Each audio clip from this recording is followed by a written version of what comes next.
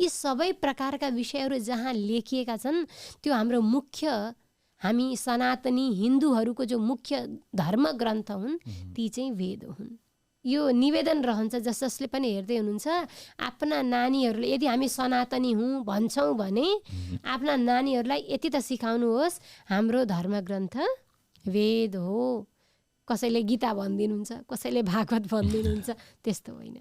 हाम्रा धर्मग्रन्थ जहाँ धर्मको वास्तविक स्वरूप सम्पूर्णतया वर्णित छ ती वेद हुन्। हाम्रो संविधान भनेका वेद हुन्।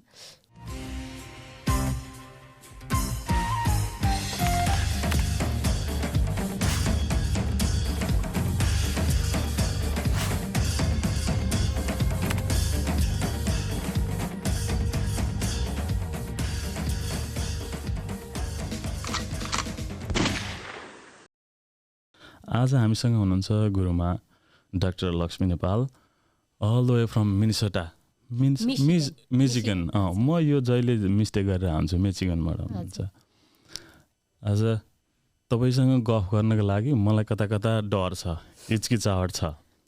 एउटा व्याकरणको शिक्षिकासँग गफ गर्दैछु, गुरुआमासँग गफ गर्दैछु, अनि अब कहाँ नेपाली भाषै बिगार्ने हो कि भन्ने डर चाहिँ छ मलाई। कहीँ कतै डर भित्र हुँदो रहेछ अलिकति। अनि थ्याङ्क यू सो मच, तपाईँलाई धेरै धेरै धन्यवाद मेरो यो हाम्रो कार्यक्रममा जोडिदिनु भयो। तपाईँको व्यस्त समयलाई पनि गल्दाखेरि पनि मैले आज छोड्दिनँ तपाईँलाई। दिनभरि पुराण वाचन गर्नुभयो, अहिले यहाँनिर मैले एकछिन दुःख चाहिँ दिन नै खोजेँ। अब त्यही त गुरुआमा, तपाईँको यात्रा कसरी सुरु भयो, बालपन कसरी सुरु भए, यो यात्रामा कसरी आउनुभयो भन्ने कुरो जान्न मन छ तपाईँबाट। तपाईँको बालपन कस्तो रह्यो?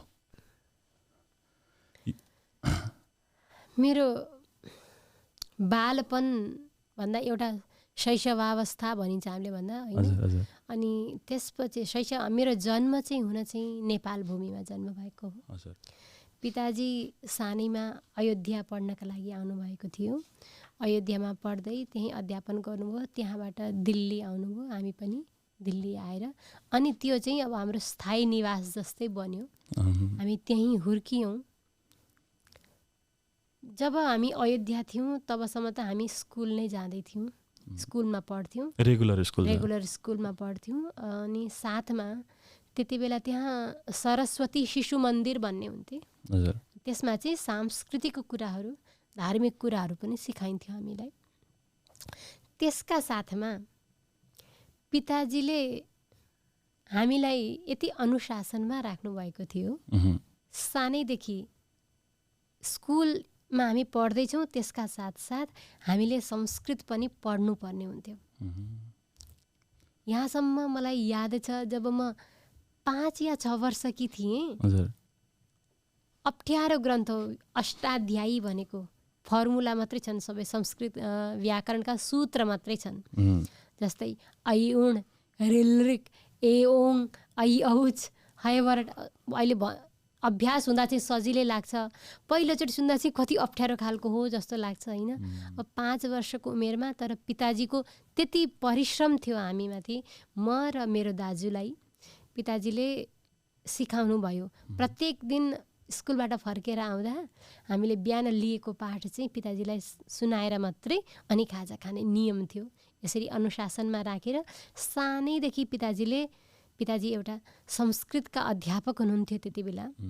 पिताजीले व्याकरण पढाउनुहुन्थ्यो, साहित्य इत्यादि सबै दर्शन ग्रन्थहरू पनि पढाउनुहुन्थ्यो। अयोध्यामा तोताद्री मठ भन्ने एउटा आश्रम छ, त्यहाँ बसेर। अनि स्वयं संस्कृतको शिक्षक भएको हुनाले, संस्कृत प्रेमी भएको हुनाले आफ्नो परिवारलाई पनि संस्कृतमय बनाउँछु, संस्कृत सम्बन्धी बनाउँछु भन्ने त्यति बेला पिताजीको प्रतिज्ञा थियो। पिताजीले त्यही अनुसार हाम्रो पालन पोषण गर्नुभयो। आमाले धेरै सहयोग पुर्याउनु भयो। पढाइ धेरै छ भनेर हुन चाहिँ अब छोरीले आमालाई सहायता गर्नुपर्ने हो नि, घरका काममा हात बटाउनु पर्ने हो। तर आमाले कहिल्यै पनि मलाई त्यसो लगाउनु भएन, पढाइमा मात्रै जोड दिनुभयो। आमाले धेरै सहयोग पुर्याउनु भयो। यसरी मेरो जो बालपन हो त्यसमा अलिकति प्रारम्भिक अवस्थामा चाहिँ अयोध्या छँदा संस्कृत र आधुनिक ज्ञान दुवै प्राप्त भएका थिए। पछि दिल्ली आउँदा चाहिँ दिल्ली आएपछि पिताजीले एउटा दायरामा सरकारको दायरामा रहेर आएका विद्यार्थीलाई मात्रै पढाउनु भन्दा एउटा गुरुकुल खोलेर पैसा तिर्न नसक्ने कहीँ बस्न ठाउँ नपाएका त्यस्ता पनि विद्यार्थीहरूलाई ठाउँ दिएर संस्कृत शिक्षा दियौँ भने अझै राम्रो हुन्छ भन्ने सोच्नुभयो। पिताजीले गुरुकुलको आरम्भ गर्नुभयो सन् 1999 त्यो ठाउँ पनि आफ्नो थिएन। कसैले पिताजीले पौरोहित्य गरेको देख्दा गुरुजी हिन्दीमा आप आचार्य जी ये जगह है आप इसका उपयोग कीजिए भन्नुभयो। यसको लागि हजुरले प्रयोग गर्नुहोस् भन्नुभयो दिनुभयो र त्यहाँ पिताजीले गुरुकुल प्रारम्भ गर्नुभयो। सुरुवातमा 5 जना विद्यार्थी, तर स्थिति के थियो भने बिहानको भोजन भयो भने बेलुका के खाने हो थाहा थिएन। पिताजीले ज्योतिष विषय पनि अध्ययन गर्नुभएको थियो। अब आजीविका चलाउनका लागि पिताजीले अब आफ्नो त्यो जीवनयापन, अब आश्रम चलाउनु, अब परिवार सानो छैन नि त, अब ठुलो छ। हामी 4 जना दाजुभाइ दिदीबहिनी हौँ। दिल्ली आउँदा चाहिँ 4 जना भएका थियौँ। अब 4 जना, 2 जना बाबुआमा, 6 जनाको मात्रै परिवार थिएन। अब 5 जना विद्यार्थी पनि थिए। काका पनि हुनुहुन्थ्यो। यसभन्दा ठुलो परिवार थियो। अब ज्योतिष विद्यालय जति आउँछ, पौरोहित्य विद्यालय जति आउँछ, त्यतिले हामीले आफ्नो चाहिँ सुरुवात गऱ्यौँ, गुरुकुलको प्रारम्भ गऱ्यौँ। अनि भगवानले पुर्याइदिनु हुँदो रहेछ है, चिताउनु मात्रै पर्छ। यदि राम्रो कार्य छ भने भगवानले आफै पुर्याइदिनुहुन्छ। जब पिताजी भन्नुहुन्छ, जब लाग्छ नि अब भोलि चावल सकियो, अब के गर्नु होला भन्दा बित्तिकै कोही न कोही आउँछन्, ती दाताहरू दिएर जान्छन्। या कुनै आउँछन्, पण्डितजी यो हेरिदिनुहोस् न, मेरो कुण्डली हेरिदिनुहोस् भनेर आउँछन्। अनि हेरेपछि दिएर जान्छन् दक्षिणा।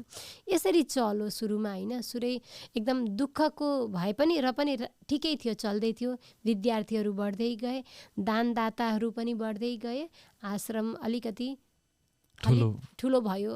विद्यार्थीहरू 20-25 को उसमा सङ्ख्यामा भए।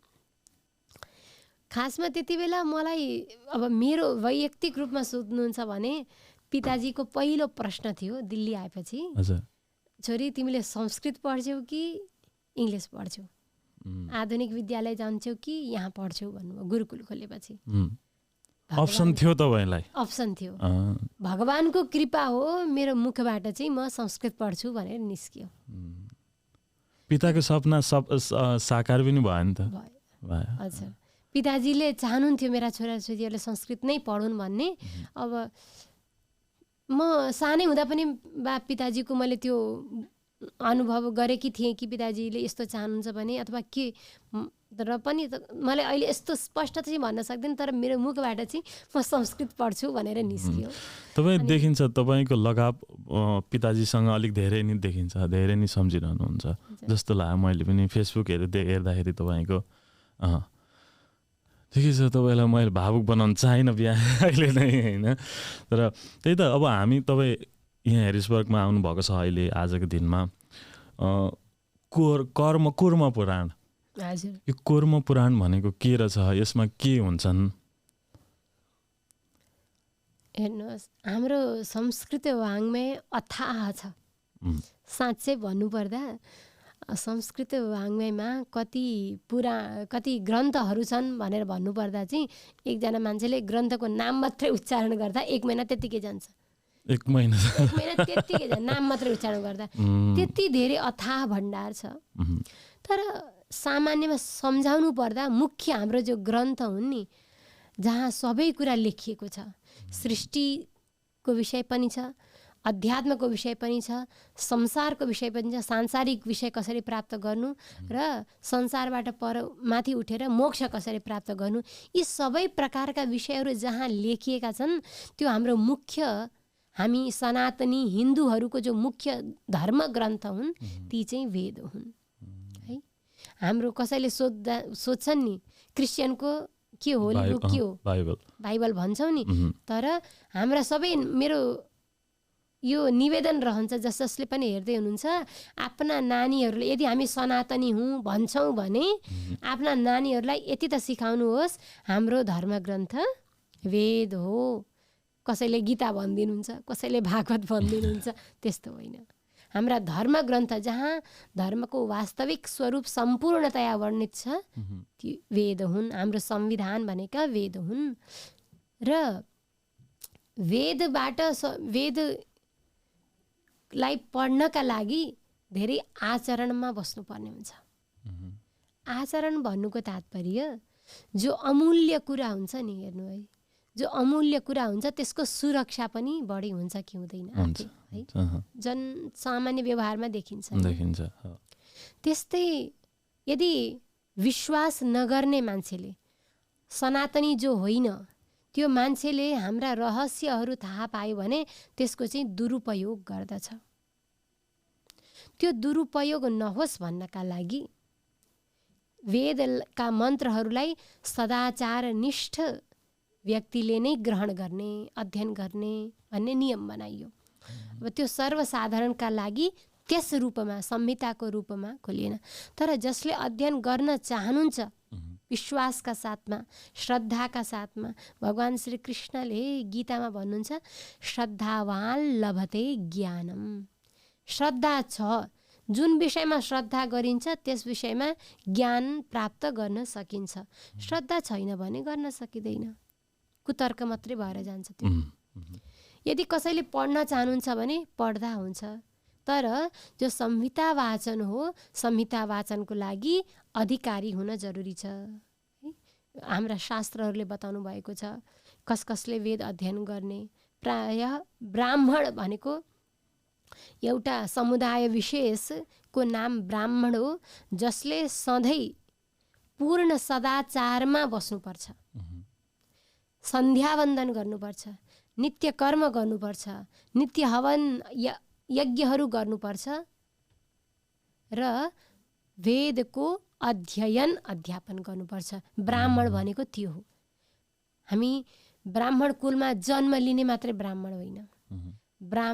भगवानले भन्नुभइरहेछ गुण कर्म विभागद्वारा मैले चातुर्वर्ण्यको सृष्टि गरेको छु। चातुर्वर्ण्यम मया सृष्टम गुण कर्म विभागशः। त्यो गुण र हाम्रो जो कर्म हो त्यसका आधारमा भगवानले चतुर्वर्णको सृष्टि गर्नुभयो। हाम्रो संविधान, मैले अघि हजुरलाई भने नि, त्यो संविधानमा जस्तै अहिलेको संविधानमा, प्रत्येक देशको संविधानमा कस्ता प्रकारका नागरिकले कुन कुन नियमलाई अनुसरण गर्नुपर्छ भनेर निर्धारित हुन्छ नि, हुन्छ। त्यस्तै हाम्रो संविधानमा पनि जो सदाचारनिष्ठ छन्, जो नित्य आफ्ना कर्महरू पालन गर्दछन्, पूर्ण नियममा, जो यम नियम आसन आदि सबैलाई पालन गर्दछन्, उनीहरूले वेदको अध्ययन गर्ने र यज्ञोपवीत लगाएपछि, यज्ञोपवीतलाई हामी नेपालीमा जनेऊ भन्छौँ नि, होइन, जनै भन्छौँ, यज्ञोपवीत संस्कार गरेपछि वेदको अध्ययन गर्ने भनेर यसरी उसको चाहिँ दायरा सीमित गरिएको छ। किन सीमित गरिएको भनेर मैले अघि हजुरलाई भने, अमूल्य जो कुरा हुन्छ त्यसको सुरक्षा त्यति बलियो हुनुपर्छ, नभए सबैले दुरुपयोग गर्न सक्दछन्।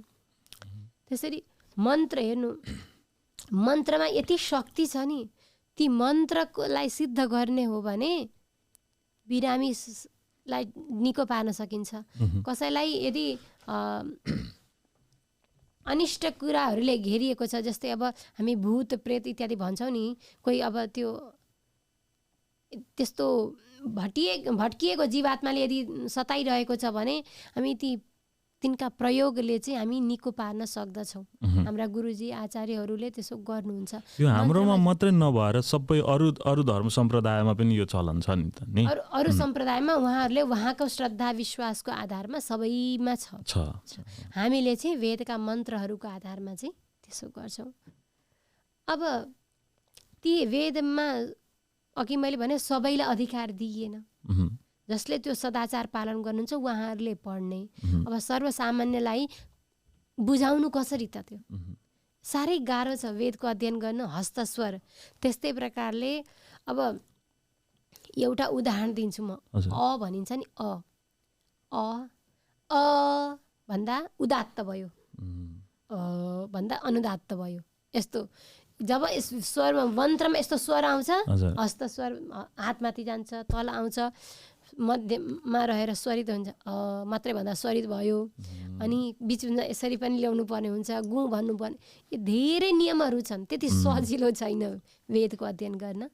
अब सजिलो चाहिँ हाम्रा ऋषिहरूले बनाइदिनु भयो। वेदकै कुराहरूलाई कथाहरूको माध्यमले सम्झाउनका लागि पुराण आदिको रचना भयो। वाल्मीकि रामायण आदि इतिहासहरूको रचना भयो हैन।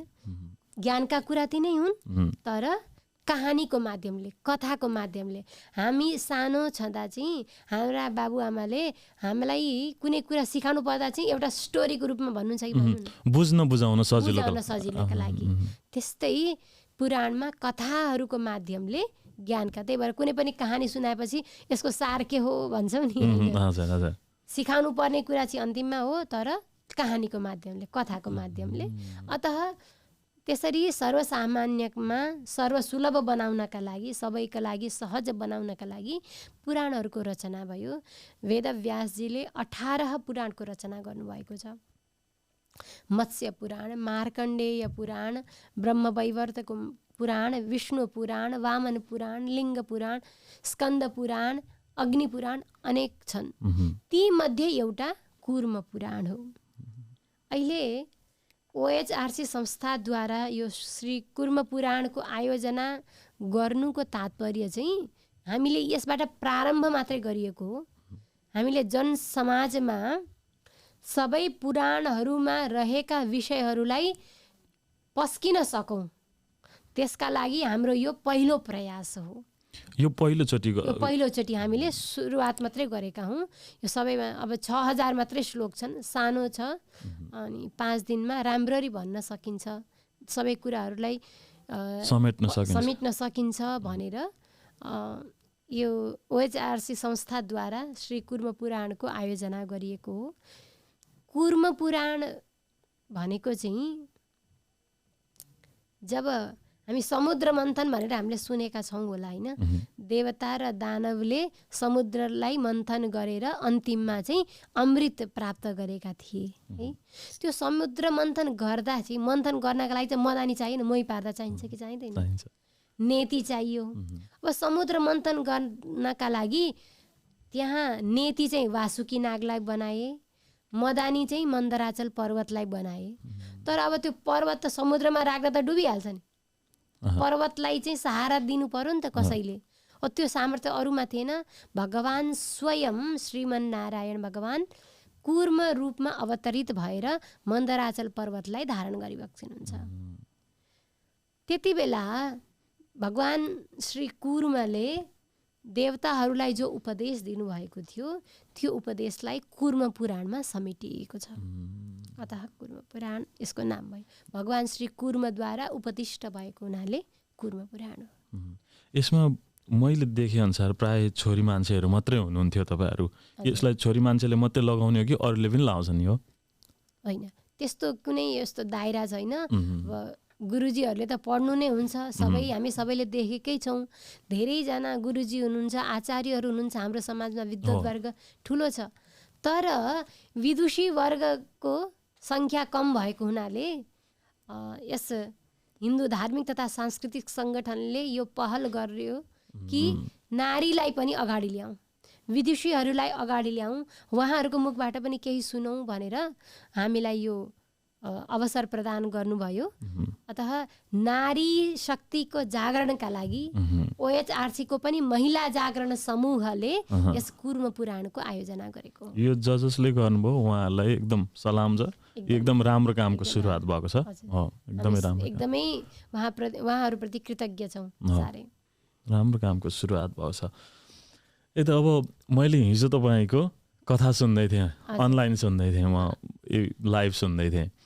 त्यो तपाईँले भन्दै हुनुहुन्थ्यो आनन्द लिनको लागि अब लुगा किन्नु छ, हामी होम डिपो गएर त हुँदैन, काठ किन्नु छ वालमार्ट गएर त हुँदैन, हामीले जहाँ जे चाहिएको छ त्यहीँ जानु पर्यो र त आनन्द मिल्छ भन्दै हुनुहुन्थ्यो। मलाई मिठो लागेको थियो यो कुरा। हजुर, एकदम एकदम हामीलाई त्यो आनन्द भनेको के हो भन्ने थाहा छैन कि साँच्चै भन्नुपर्दा हामीलाई चाहिँ के लाग्छ भने यो हाम्रो शरीरलाई एकछिनका लागि रमाइलो लागिदिने कुरा मात्रै आनन्द हो जस्तो लाग्छ हामीलाई। त्यो वास्तवमा सुखको अनुभूति मात्र हो, भ्रम हो त्यो। एकछिन हजुरले जुलेपी भन्छ तपाईँ के अरे म यहाँनिर क्लियर गराउँछु। उहाँ तपाईँको इन्डियामा धेरै वर्ष धेरै बस्नुभयो, त्यहीँ हुर्किनु भयो अनि अब नेपाली भाषा अब बोल्दाखेरि हिन्दी नेपाली मिक्स हुन्छ। टेक इट इजी, तपाईँलाई त्यस्तो छैन, सजिलो हुनुहुन्छ हाम्रो अडियन्स। हजुर, जलेबी हामीले मिठो लाग्छ होइन? हजुर, एउटा खायौँ, दोवटा खायौँ, तीनवटा खायौँ अनि चौथा पाँचवा खाँदा त मुक्ति त भयो कि भएन? त्यसमा सुख छैन। एकदम गदगद गर्ने गद्दा छ, लचिलो गद्दा छ, तर धेरै बेर सुत्दा चाहिँ ढाड दुख्छ हो कि होइन?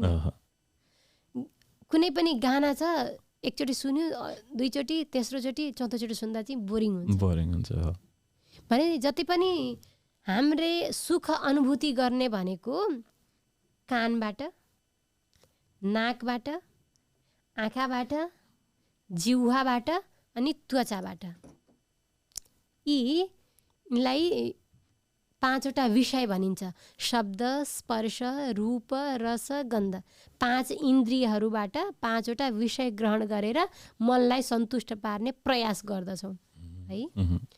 तर यी चाहिँ क्षणिक हुन्, एकछिनमा फेरि सकिन्छ यसको।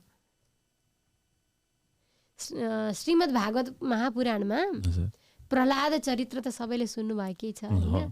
त्यही एउटा राम्रो दृष्टान्त दिनुभएको छ प्रहलादजीले।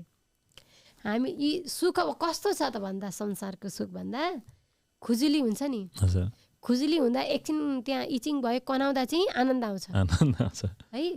त्यो कनाइसक्यो अनि आनन्दको फेरि त्यति नै दुःख हुन्छ कि हुन्छ। संसारको सुख यस्तै छ, सुरुमा चाहिँ रमाइलो लाग्यो हो, यही पो रहेछ जस्तो लाग्छ, तर एकछिन त्यसलाई भोगेपछि त्यो सक्यो। तपाईँ चाहिँ के गर्दा आनन्द हुनुहुन्छ, के गर्दा चाहिँ आनन्द पाउनुहुन्छ तपाईँको कुरा गर्दाखेरि? हजुर, जो आनन्द सागर गइबक्सिन्छ नि, आनन्द सागरलाई जब सम्झिन्छु अनि आनन्द लाग्छ। आनन्द सागर, अलिकति आनन्द, हामी जीवात्मामा अलिकति आनन्द, अलिकति चैतन्य कहाँबाट आयो? जो हाम्रो पावर हाउस हो नि, त्यो पावर हाउसलाई सम्झिँदा चाहिँ धेरै शक्तिको अनुभव हुन्छ, धेरै ऊर्जाको अनुभव हुन्छ अनि आनन्द आउँछ। सुख चाहिँ अलिकति, म पनि सांसारिक संसारमा बाँधिएकी छु, मेरो पनि घर छ, गृहस्थ छ, छोराछोरी छन्, माया सम्बन्ध छ, तर त्यो जब मलाई लाग्छ क्षणिक हो, यसबाट त्यति आनन्द आउँदैन। जब आनन्द सागरलाई सम्झिन्छु धेरै आनन्द आउँछ। कसैले एकदम मलाई मनपर्ने मान्छे हो, तर उसले अलिकति नराम्रो भनिदियो भने म सहन सकिनँ नि त होइन? कसैले सहन सक्दैन। यो समस्या चाहिँ मनपर्ने मान्छे, मनपर्ने परमात्माबाट यो समस्या कहिले आउँदैन। त्यहाँ जहिल्यै आनन्द छ। मनपर्ने कुरा छ तर मलाई खाँदाखेरि नोक्सान हुन्छ, यो संसारमा छ। भगवान मन पर्नुहुन्छ, भगवानबाट हामीलाई केही नोक्सान छैन, अतः त्यो आनन्द सागर हुनुहुन्छ। त भगवानलाई सम्झिँदा सबै त्यागौँ कि जस्तो लाग्छ। अब भगवानले गार्हस्थ्यमा बाँधिदिनु भयो आफ्नो प्रारब्धले, अब यो पनि पालना नै गर्नुपर्ने हुन्छ होइन? यी सबै हामी सबैले सबै निर्वहन गर्दै पनि वास्तविक आनन्दको खोजमा चाहिँ लाग्नु चाहिँ पर्छ। अब तपाईँ हिँडिरहनुहुन्छ, मतलब यसरी अब वाचनहरू गर्ने हिँड्नुहुन्छ, भजन कीर्तनमा हिँड्नुहुन्छ, अब कतिवटा ठाउँमा स्ट्रेस पनि त होला, भनेको ठाउँमा नहोला, आफ्नो दिमाग दुख्ने बेलामा, त्यस्तो बेलामा चाहिँ तपाईँ के गरेर आफूलाई शान्त बनाउनुहुन्छ? प्राय आफूलाई स्ट्रेस भएका बेला यदि भइगयो भने? अवश्य हुन्छ। कसैका कुराले मन दुख्छ, कसैको व्यवहारले मन दुख्छ, त्यति बेला नाम जप। पहिला थाहा थिएन, पहिला अभ्यास गर्दैन थिएँ, तर अब अभ्यासमा ल्याउँदैछु। जब दुःख हुन्छ मन्त्र जप सुरु गर्यो, नाम जप सुरु गरिदियो, भजन सुरु गरिदियो, डाइभर्ट गर्नुपर्छ कि मनलाई। खासमा के हो भने उस जसले हामीलाई त्यो व्यवहार गरे नि त्यो हामीले आफूले लिँदा पो दुःखी हुने नि त, हामी नलिने नि त उसलाई। हो नि, हो यो त्यो क्वालिटी चाहिँ सिक्न जरुरी छ र छ। अब त्यसका लागि हामीले भगवानतिर आफूलाई लैजानु पर्यो, नभए त डाइभर्ट गर्ने ठाउँ चाहियो नि त। डाइभर्ट गर्ने ठाउँ चाहियो। डाइभर्ट गर्नका लागि आफूले मन भगवानतिर लगायौँ भने ठिकै छ नि त, बोल्दै गर भन्ने चाहिँ सुरुमा मन दुखे पनि हामीले मनलाई छिटै बुझाउँछौँ। कसैको व्यवहारले मन दुखी भए तापनि इट्स ओके भन्ने चाहिँ हामीले छिटै चाहिँ हामीलाई त्यो ध्यान आउँछ भगवानको सहयोगले, भगवानको मन्त्र जपको सहयोगले। त्यति चाहिँ फाइदा हुन्छ, धेरै लाभ हुन्छ हामीहरूलाई। गरिरहनु पर्यो नि, आफ्नो नित्य कर्म चाहिँ गरिरहनु पर्यो। हजुर, नित्य कर्म भन्दा पनि नि यो नित्य कर्म भनेको स्नान ध्यान जस्तै होइन, यो चाहिँ कहिल्यै छोड्न नमिल्ने कुरा। जुनै अवस्थामा नि भगवानको नाम जप्दा हुन्छ, जुनै अवस्थामा पनि। जब दुःख हुन्छ नि तब धेरै सम्झिन्छौँ, सुख हुँदा पनि भगवानलाई सम्झिने अभ्यास हामीले गरिरहनुपर्छ। हाम्रो चाहिँ बानी के छ, सुख हुँदा चाहिँ सम्झिँदैनौँ, भगवानको कृपाले भयो भन्ने चाहिँ आउँदैन। दुःख हुँदा मात्रै के गर्नुभयो भगवान, के गर्नुभयो हजुरले भन्ने चाहिँ हाम्रो त्यस्तो बानी छ। तर यदि हामीले आफ्नो बानी सुधार्यौँ भने त्यो दुःखलाई सहन सक्ने, त्यो दुःखलाई ग्रहण गर्दा दुःख हुने हो नि त। त्यो दुःखलाई ग्रहण गर्दै नगरे त दुःख भएन। त्यो स्थितिमा भगवानकै भक्तिले पुर्याइदिन सक्छन्। एउटा जिउँदो जाग्दो इक्जाम्पल पनि छ। अब इन्डियामा अम्बानीहरू होइन, उहाँहरूसँग नपुग्दो अब के छ र, संसारकै धनी मान्छेमा गनिनुहुन्छ, एउटा नम्बरमा आउनुहुन्छ होइन। अब उहाँहरूको अब हामीले सोसियल मिडियाहरूमा देख्दाखेरि उहाँहरूले पूजापाठहरू गरिरहेको देखिन्छौँ हामीले होइन। अब त्यसैले गर्दाखेरि उहाँहरूलाई लाभ भएको जस्तो देखिन्छ। त्यसै हो नि। म हजुरलाई के भन्न चाहन्छु भने अब त्यो पूजापाठले धनी हुनुभएको भन्न चाहिँ मिल्दैन। हजुर हजुर, त्यो धनी हुनु उहाँको पूर्वजन्मको प्रारब्ध थियो है। उहाँ धार्मिक हुनुहुन्छ, पूजापाठ गर्नुहुन्छ। तर नि म हजुरलाई यो बुझाउन खोज्दैछु, पूजापाठ गर्नु र भक्ति गर्नुमा फरक छ है। हेर्नु है, भक्ति भनेको माया, माया कोसँग, भगवानसँग। पूजापाठमा चाहिँ बिजनेस छ। के बिजनेस छ? मैले पूजा गरेँ, भगवान मेरो यो कामना पुरा गरिदिनु है, आश छ। ग्रह शान्तिको लागि पूजा गरियो, अब ग्रहहरूले नसताउनु है भनेर त्यो हाम्रो डिल छ, डिल बिजनेस छ। भक्तिमा चाहिँ त्यो हुँदैन। म भगवानको हुँ, मैले भगवानकै मात्रै नाम जप्ने हो, अरू के सोच्ने होइन, भगवान मात्रै मेरो हुनुहुन्छ भन्ने त्यो माया जति धेरै बढाउन सकिन्छ भगवानप्रति, त्यो भक्ति हो। पूजापाठ गरिरहेको देखेर ऊ भक्त भन्न अलिक मिल्दैन। ऊ धार्मिक हो, धार्मिक हो। अब देखेर त थाहा पाइँदैन, हुनसक्छ भक्त पनि हुन सक्छन्, तर पूजापाठ गर्दैमा ऊ भक्त नै हुन् भन्न चाहिँ मिल्दैन। भक्त भन्दाखेरि भक्तको पनि एउटा लेभल हुन्छ नि त, कुन लेभलको मायाको लेभल हुन्छ नि त। कति थोरै माया गरिन्छ कि धेरै गरिन्छ कि एकदम अगाढमा एकदम गाढ माया छ कि त्यो छुट्याउन नसक्ने माया छ कि हुन्छ नि। त्यस्तै भक्तहरूको पनि एउटा श्रेणी हुन्छ। सामान्य भगवानको भक्ति गर्ने, भगवानको पूजन गर्दा, भगवानको भजन गर्दा रमाउने सामान्य भक्ति भयो। अब भगवानलाई मात्रै सम्झिने, यो भगवानसँग अतिशय प्रेम भयो यो भक्ति। अनि देवताहरूको जो पूजापाठ गर्ने भनेको त्यो चाहिँ भक्ति, मलाई लाग्छ त्यो चाहिँ भक्ति होइन, त्यो चाहिँ धार्मिकता हो। तर भक्ति चाहिँ मान्न सक्छ। भक्ति भनेको चाहिँ यदि माया छ, यदि प्रेम सम्बन्ध छ भगवानसँग भने मात्रै भक्ति हुन्छ। कसैले अब आज यसको व्रत, भोलि अर्काको व्रत, पछि अर्काको व्रत, त्यो चाहिँ डिल हो। भक्ति गर्नेले सबैसँग उही माया गर्न सक्छ त भन्नु त? एउटा मान्छेले जुन माया आमासँग गरिन्छ त्यही माया, आमाको माया अरूसँग बाँड्न सकिन्छ? सकिँदैन नि त। अब आफ्नो भगवान्लाई जुन भावले मान्नुहोस्, मेरा प्रेमी हुनुहुन्छ भनेर मान्नुहोस्, मेरा सखा हुनुहुन्छ भनेर मान्नुहोस्, मेरा पिता हुनुहुन्छ भनेर मान्नुहोस्, मेरी माता हुनुहुन्छ, जुन भावले मान्नुहुन्छ, तर त्यो भगवान्सँगै मात्रै हुनु पर्यो नि, अनि मात्रै माया भयो, अनि मात्रै प्रेम भयो। अब जुन ग्रह देखे पनि, जुन देवता देखे नि, सबैतिर भक्ति भएन।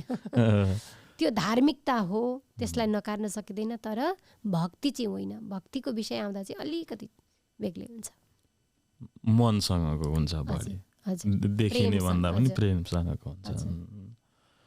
तपाईँलाई पहिले अब जब मैले तपाईँको सुरुकै कुरा गरौँला भन्दै थिएँ, कता कता म पनि बकिहालेछु। तपाईँले आफ्नो पिताको सपना साकार गर्नुभयो। सपना साकार गर्नलाई के गर्नुभयो भन्दाखेरि संस्कृतमा डक्टरेटै गरिदिनु भयो, पिएचडी नै गरिदिनु भयो होइन। अब त्यति भएपछि पिताको मन पनि शान्त भयो, देख्नुभयो त्यो सपना तपाईँले पुरा गरिदिनु भयो। यो पिएचडी गर्दासम्मको यात्रा सजिलो त पक्कै थिएन होला। अब यो पनि अलिकति तपाईँलाई म सुन्न मन छ। हजुर, अवश्य नै त्यसमा सङ्घर्षहरू त धेरै नै थिए। त्यसमाथि स्त्री शरीर प्राप्त भएको छ, पुरुषको जस्तो सजिलो चाहिँ अवश्य नै हुँदैन होइन, धेरै गाह्रो हुन्छ।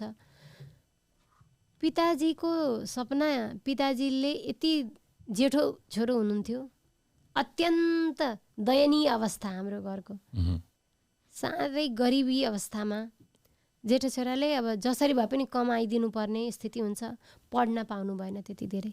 पिताजीको इच्छा थियो पिएचडी गर्ने, तर त्यो सबै आफ्नो व्यवहारले चाहिँ दिएन।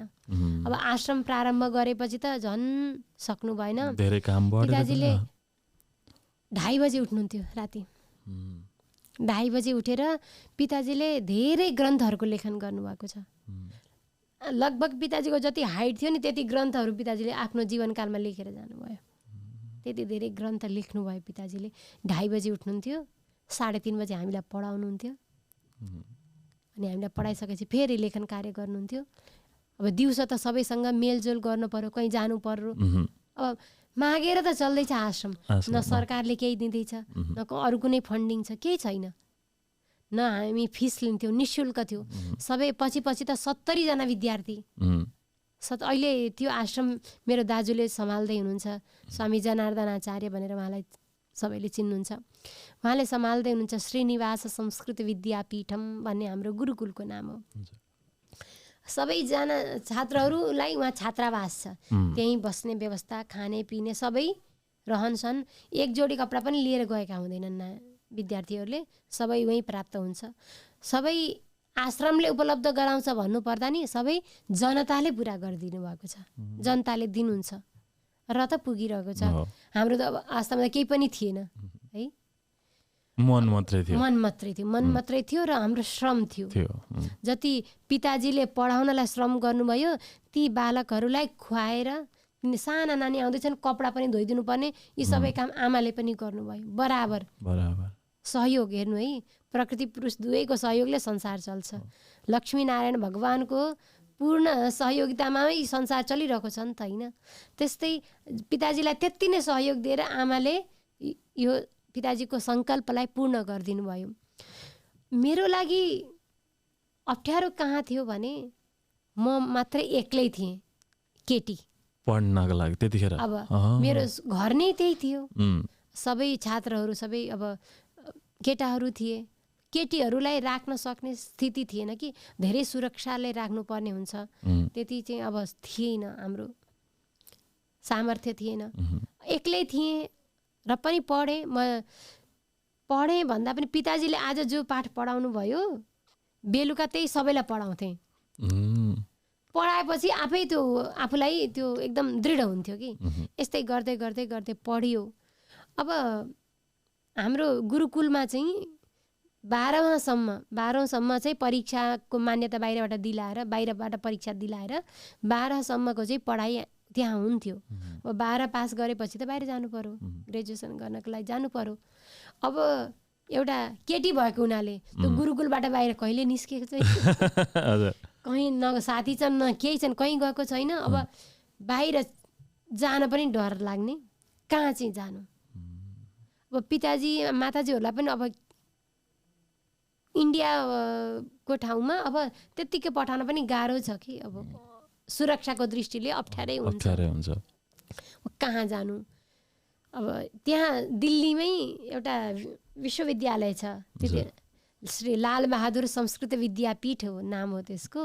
अब घरबाट चाहिँ 3 घन्टा बसमा जानु पर्थ्यो अनि 3 घन्टा आउन, 6 घन्टा त जान आउनमा।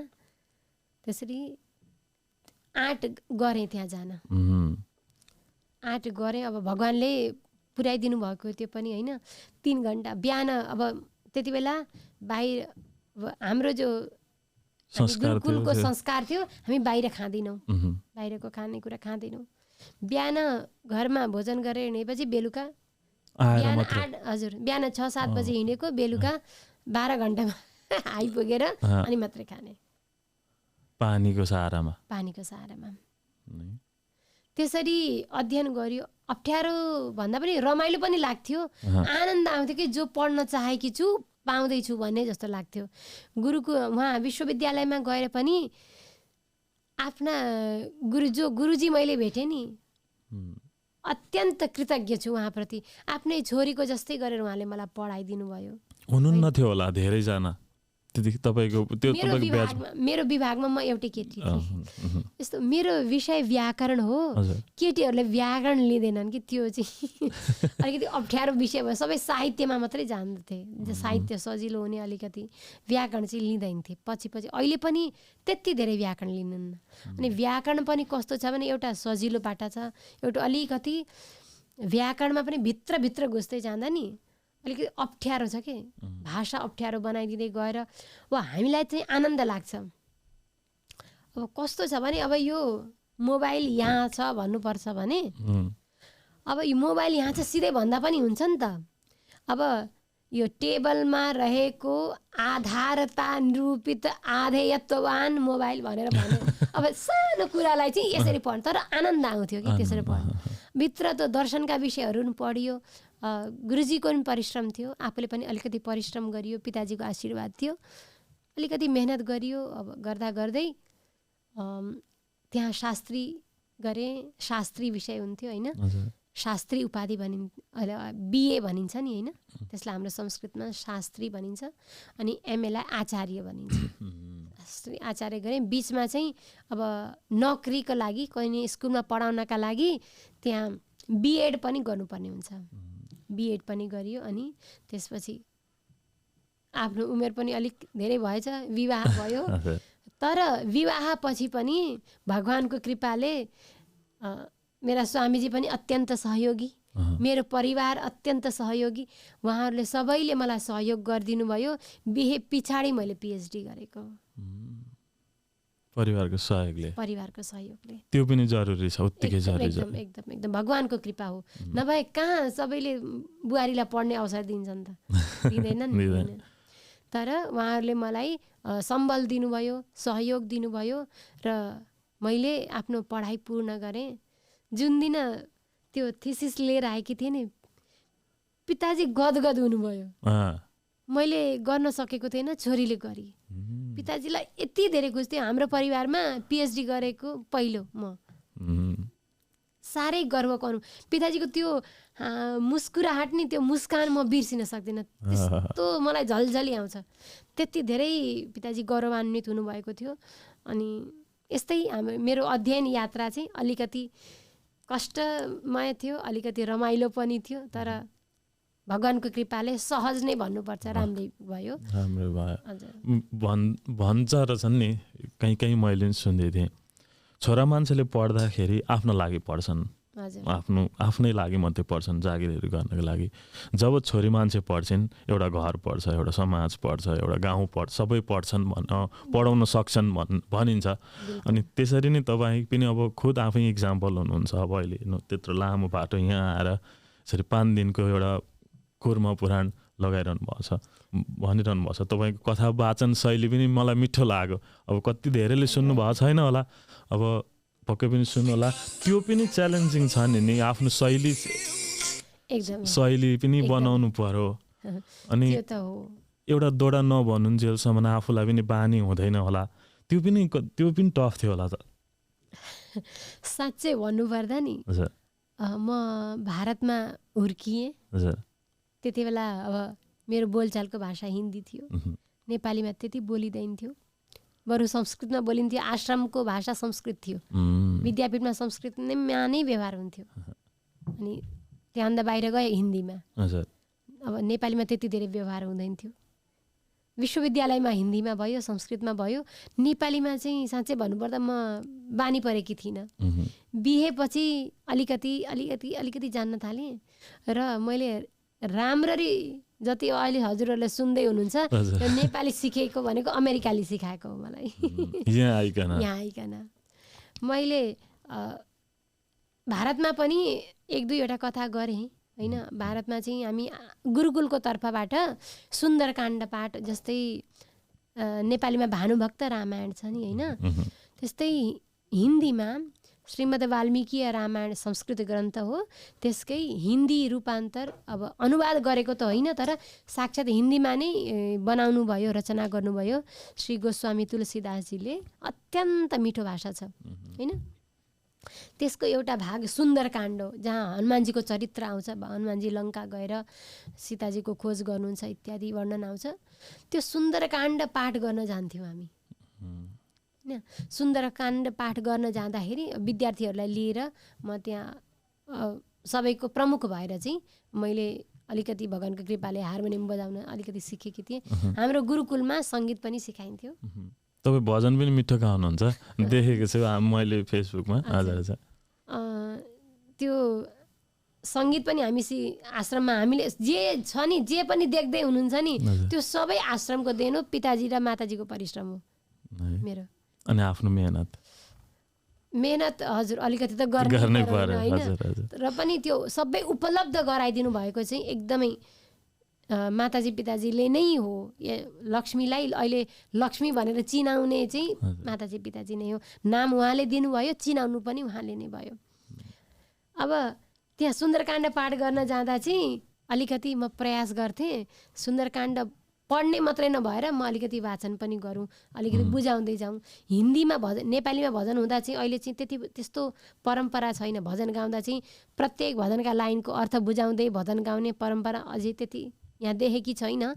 तर हिन्दीमा उहाँ भारतमा चाहिँ छ। भजन गाउँदा चाहिँ जुन पङ्क्ति अगाडि गाइँदैछ नि त्यसको पहिला भावार्थ बताइदिने, त्यो म्युजिक चलिरहेको हुन्छ हो। त्यसरी गर्दै गर्दै सुन्दरकाण्ड म त्यसरी भन्न थालेँ अलिअलि होइन।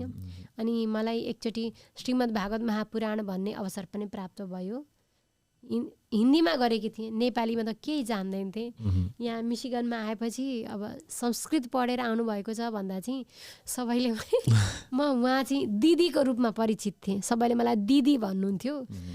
अब त्यति बेला चाहिँ त मातृत्व पनि प्राप्त भएको थिएन, म नानी नै थिएँ। गुरुआमा भन्दा मलाई एकदमै त्यो शब्दले चाहिँ अचम्मै लाग्यो, किनकि कहिले पनि त्यो सम्बन्धले मलाई सम्बोधित गरिएका थिएन। तर अब बानी परियो होइन। उहाँहरूले मलाई अब अवसर दिनुभयो भजनमा होइन, अलिकति केही भनिदिनुहोस् नेपालीमा भनेर। हाम्रो मिशिगनको सनातन हिन्दू परिषद अफ मिशिगन र लक्ष्मीनारायण कीर्तन मण्डलीले हामीले समरको सत्रमा चाहिँ प्रत्येक आइतबार हुन्छ या शनिबार हुन्छ भजन कीर्तन गर्छौँ। त्यस भजन कीर्तनको कार्यक्रममा मलाई आधा घन्टा या अलिकति जति समय हुन्छ बोल्ने अवसर दिनुभयो। उहाँहरूप्रति म एकदमै कृतज्ञ छु। उहाँहरूले गर्दा मैले नेपालीलाई सुधार्न सकेँ आफ्नो। अनि मात्रै मेरो त्यहाँबाट अलिकति गर्दै अवसरहरू सबैले प्रदान गर्नुभयो र बढ्दै गयो। अब वक्तृत्व कला हजुरले जहाँ भन्नुभयो, जस्तै भोजन बनाइयो नि होइन, भोजन बनाइयो तर भोजनलाई पस्किने पनि एउटा तरिका हुन्छ नि त होइन। त्यस्तै हो वक्तृत्व भनेको चाहिँ। ज्ञान छ तर अब हामीले कसरी बुझाउने त त्यो, यो गर्दा गर्दै आएको कुरा हो। अब मैले धेरै प्रयास यसका लागि, म त्यति राम्रो वक्ता पनि छैन मलाई लाग्दा। अब हजुरले प्रशंसा गर्नुभयो तर साँच्चै भन्नुपर्दा ममा त्यस्तो राम्रो वक्तृत्व शक्ति चाहिँ छैन है। मैले त्यसको लागि कुनै परिश्रम पनि गरेकी छैन। तर मेरो प्रयास हुन्छ। म एउटी शिक्षिका हुँ। शिक्षिका भएको हुनाले मैले जे पनि भन्छु नि त्यो व्यर्थ नजाओस्, जे पनि शब्दको प्रयोग गरे सुन्ने मान्छेले त्यो बुझेरकै होस् भन्ने चाहिँ मेरो प्रयास रहन्छ। त्यही त क्वालिटी चाहिने रहेछ त। अब त्यसै अब यसै त्यो मेरो जो यो हार्दिक इच्छा हो अब यही अब हजुरले क्वालिटी भन्नुहुन्छ भने ठिकै छ। यसैबाट अलिअलि भन्दै अलिअलि मेरो अभ्यास भएर आज यो ठाउँमा आइपुगेँ। तपाईँले विश्वविद्यालय पनि जानुभयो, गुरुकुलमा त हुर्किनु नै भयो। हजुर, के फरक रहेछ विश्वविद्यालय र गुरुकुलमा? हेर्नुहोस्, गुरुकुल भनेको चाहिँ प्राचीन कालमा जहाँ भगवान् श्रीराम जानुभयो, जहाँ भगवान् श्रीकृष्ण जानुभयो, ती गुरु हो कुलम, गुरुको परिवार एउटा है। गुरुको कुलमा खाने त्यहीँ, बस्ने त्यहीँ, त्यहाँ विद्या मतलब सामान्य विद्या मात्रै धन अर्जनको लागि विद्या मात्रै नसिकाएर सांस्कृतिक पनि धार्मिक पनि। अब हामीलाई गुरुकुलमा व्याकरण मात्रै पढाइएन नि त। हाम्रो दिनचर्या कस्तो थियो? बिहान 3:30 बजे अथवा 4 बजे उठ्ने। हाम्रो कक्षा चाहिँ पिताजीले 3:30 बजे गर्नुहुन्थ्यो र हामी छिटै उठ्थ्यौँ। अरू साना विद्यार्थीहरूलाई चाहिँ 4 बजे उठ्ने नियम थियो। त्यो 4 बजे चाहिँ उठ्नै भयो, सबैले उठ्नै पर्छ। त्यो तपस्या हो। 4 बजे उठ्ने, अनि स्नान गर्ने, अनि सन्ध्यावन्दन गर्ने, अनि पाठ गर्ने, नित्य पाठ हुन्छ। अनि मन्दिर पनि थियो, भगवानको आरतीहरू गर्ने। अब त्यस बिचमा 1 घन्टाको समय चाहिँ सबैले आफ्नो आफ्नो सेवा गर्नु, कैङ्कर्य गर्नुपर्ने, सफाइ पनि त गर्नु पर्यो नि। कसको कहाँ झाडु लगाउने हो, कहाँ पोछा लगाउने, कसैको मन्दिर सफाइ हो, कसैले किचनमा जानुपर्ने हो सहयोग गर्न, कसले के गर्ने, यो सबै पनि हामीले त्यति बेला गऱ्यौँ होइन। त्यसपछि आरती सकेपछि हाम्रो बालभोग सबै एकदम अनुशासनमा हुन्छ है। यति टाइम यति बजे बालभोग सकेपछि अनि स्वस्ति वाचन हुन्छ, अनि आफ्नो अध्ययन प्रारम्भ हुन्छ। वेद कक्षा हुन्छन् होइन। वेद नपढ्नेले अरू पढ्छन्, अरू कहीँ सङ्गीत कक्षा हुन्छ, कहीँ इङ्ग्लिसको कक्षा हुन्छ, गणितको कक्षा। किनकि हामी 8वीको परीक्षा दिँदाखेरि हामीले सबै पढ्नुपर्ने हुन्थ्यो, आधुनिक विषयहरू पनि पढ्नुपर्ने हुन्थ्यो। यसरी यो दिनचर्या थियो हाम्रो। त्यहीँ बसेर पढ्ने। अनि भोजनको पनि एउटा नियम छ, दिउँसो 12 बजे ठिक्क भोजन गर्ने। भोजन जबसम्म सबैलाई पस्किन्छ त्यतिन्जेलसम्म हामी एउटा अध्यायको गीताको एउटा अध्याय पाठ गर्थ्यौँ। कहिले घोकेर पढ्नु परेन गीता, दिनदिनै पाठ गर्दा गर्दै याद भयो, सजिलो भयो नि त। पिताजीले यसरी सबै नियम बनाइदिनु भएको थियो। कसैले याद गर्नु परेन, धर्मक्षेत्र भन्नु परेन कि दिनदिनै पाठ गर्दा चाहिँ आफै याद भयो। बिहान एउटा अध्याय पाठ भयो, बेलुकाको भोजनमा एउटा अध्याय पाठ भयो, बिहानको बालभोगमा एउटा अध्याय पाठ भयो। 1 महिनामा 3वटा अध्याय त्यत्तिकै याद भयो। यसरी याद हुन्थ्यो। अनि भोजन पछाडि फेरि अब आफ्नो आफ्नो व्याकरणका कक्षाहरू हुन्थे होइन। कक्षा चाहिँ कसरी हुन्थे भने पिताजीले ठुला विद्यार्थीहरूलाई पढाइदिने, ती ठुला विद्यार्थीहरूले आफूभन्दा तलकालाई पढाउने। एकजना अर्का गुरुजी हुनुहुन्थ्यो, उहाँ गुरुजीहरूले अरू विद्यार्थीलाई पढाइदिने। धेरै अध्यापकहरू हुनुहुन्थेन, हामीहरूले नै अरूलाई पढाउने गरेर यसरी गुरु शिष्य परम्पराबाट हामीले अध्ययन गऱ्यौँ। विश्वविद्यालयमा चाहिँ त्यस्तो हुँदैन। विश्वविद्यालय भनेका आधुनिक हुन्छन्। त्यहाँ अब आफ्नो अब त्यस्तै चलन थियो। गुरुजीहरू आफ्नो आफ्नो रुममा हुनुहुन्छ, जुन विभागका विद्यार्थीहरू हुन् त्यहाँ जान्छन्, पढ्छन्। अब जस्तै अरू विश्वविद्यालयमा हुन्छ त्यस्तै हो। त्यही भएर गुरुकुल भनेको घरमै बसेर पढे, होम टिचिङ जस्तै भयो।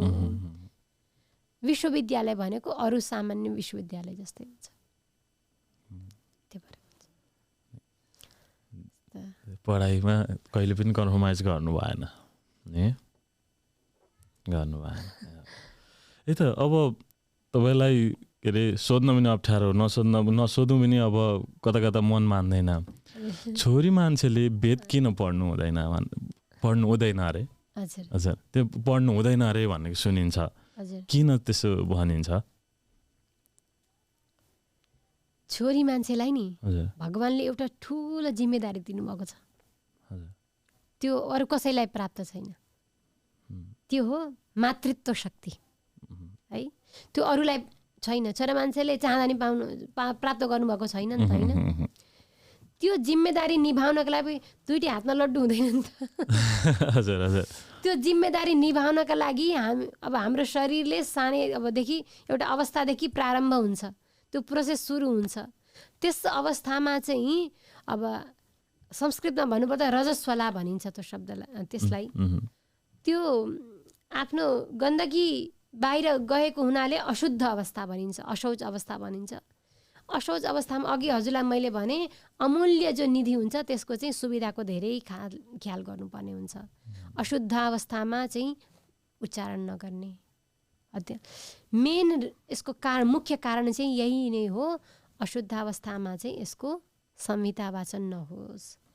वेदमा लेखिएका ज्ञानलाई, वेदमा जो वेदका उपनिषद भाग छन्, आरण्यक भाग छन्, हामीले व्याकरण पढ्दा पनि ती पढ्नुपर्ने हुन्छ। हामीले गीता पढ्दा पनि ती पढ्नुपर्ने हुन्छ। हामी पढ्छौँ, कसले पढ्नु हुँदैन भनेर हामी पढ्दैछौँ। गीता के हो? उपनिषद भनेर भनिन्छ कि भनिँदैन? हामी पढ्दैछौँ। गीता पढ्दाखेरि जति भाष्यकारहरू हुनुभयो सबैले उपनिषद वाक्यको प्रयोग गर्नुभयो। त्यो मन्त्र नबोली त कसरी पढ्नु त? त्यो पढ्दैछौँ। नपढ्ने होइन, स्त्रीलाई ज्ञानको लागि कहीँ पनि मनाही छैन।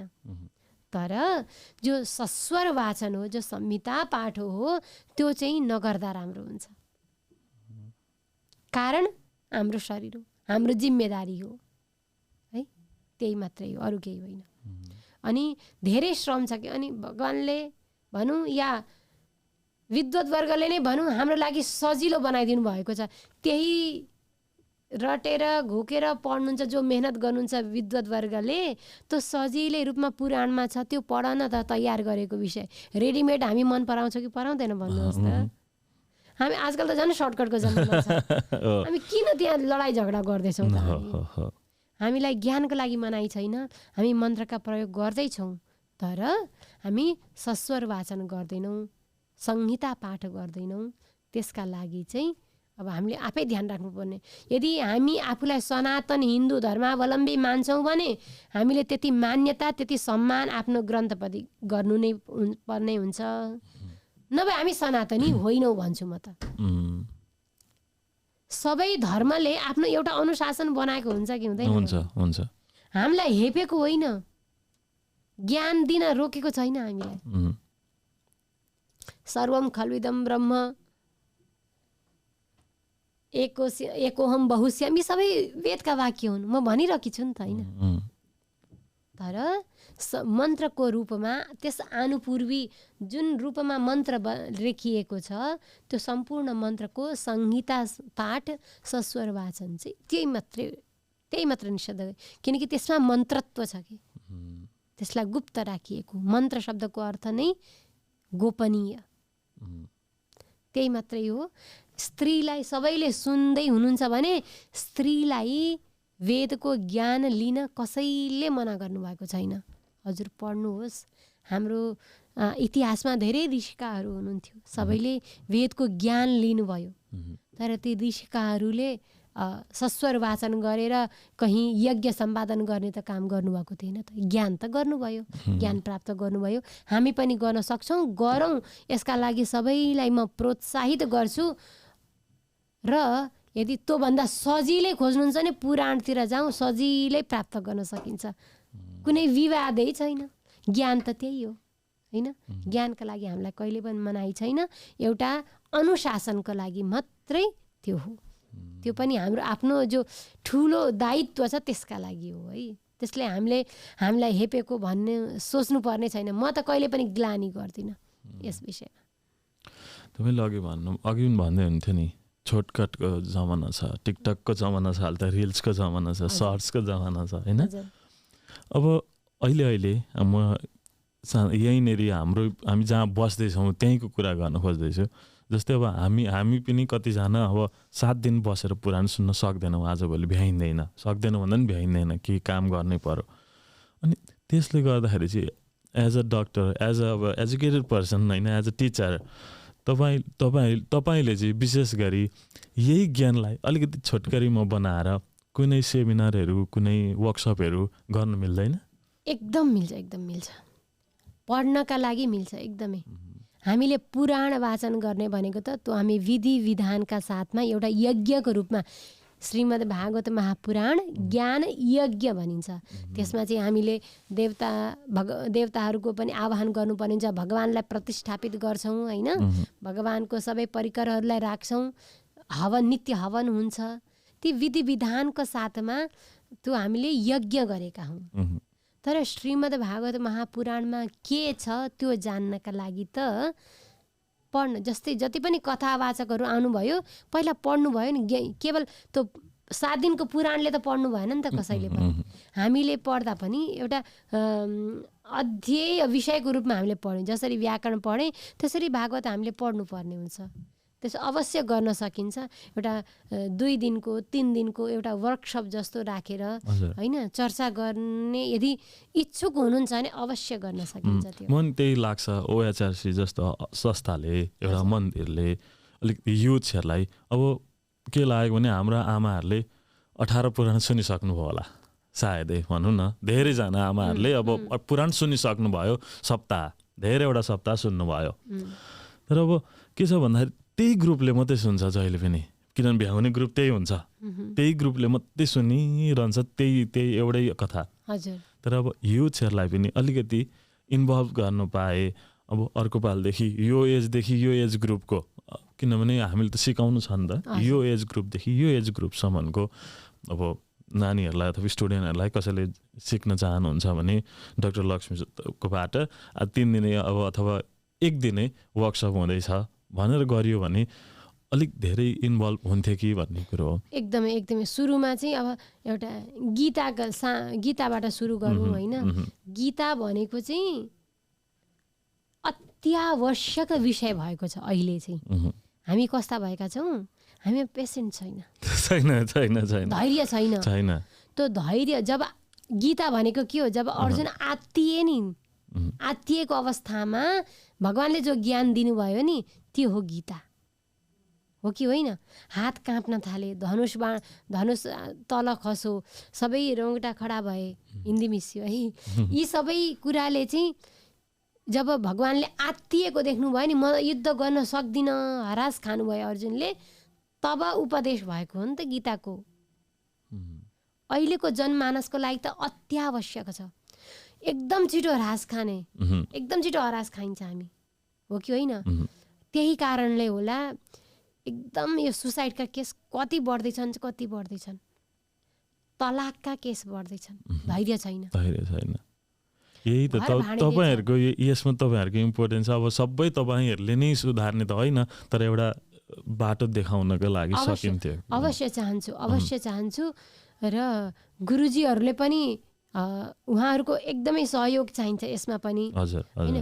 गुरुजीहरूले पनि साथ दिनुभयो, विद्वद्वर्गले भने अझै राम्ररी गर्न सकिन्छ होइन। कुनै कुराको फ्रिडम दिनुपर्छ जस्तो लाग्छ मलाई पनि। जस्तो तपाईँलाई तपाईँको फ्रिडम हुनुपर्छ, तपाईँले भन्ने कुराहरू के हुन् भन्ने कुरो। किनभने वर्कसप रेडी भएपछि तपाईँलाई थाहा हुन्छ नि त यो विषयमा गर्ने आज भन्ने। गीतामा त त्यस्तो केही पनि फ्रिडम पूर्ण त गीतामा भएको विषयलाई पस्किन सकिन्छ, त्यस्तो केही छैन होइन। विद्वद्वर्गको सहयोग मैले किन माग्दैछु भने विद्वद्वर्गको सङ्ख्या धेरै छ नि त। उहाँहरूले धेरै सहयोग गर्न सक्नुहुन्छ।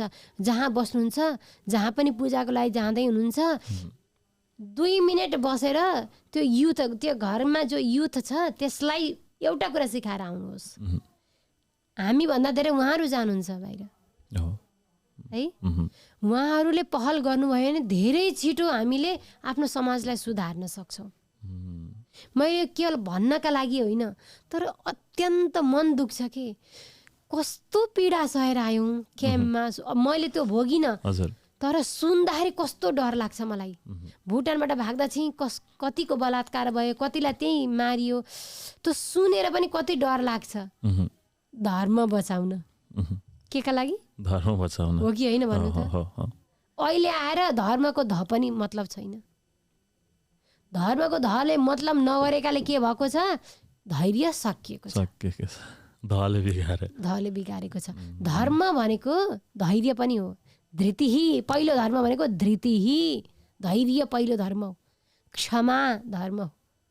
दम आफ्नो इन्द्रियहरूलाई कन्ट्रोल गर्न सक्ने, अस्तेय, चोरी नगर्ने, शुद्धता राख्ने, इन्द्रिय निग्रह गर्ने,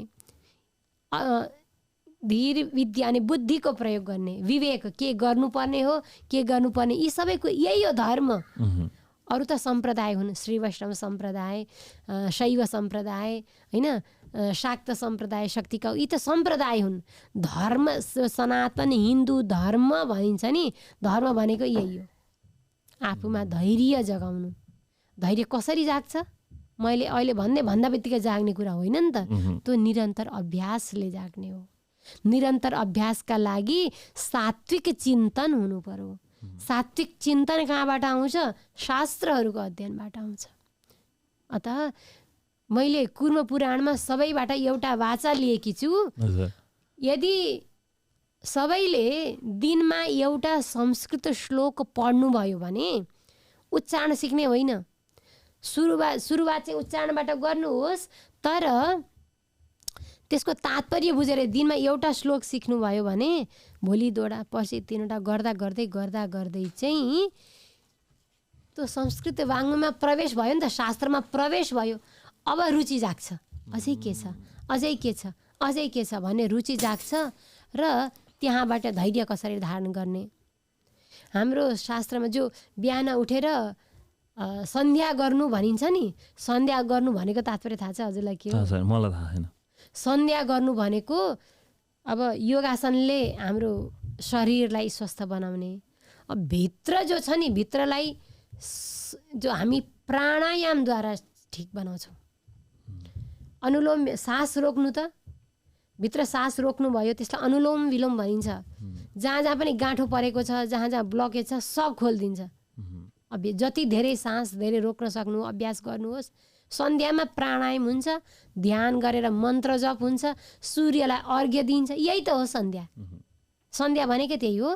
जब रात्रि र दिनको जो मिलनको अवस्था हुन्छ त्यति बेला त्यो पुण्यकालमा चाहिँ राम्रो कार्य गर्ने, त्यही हो।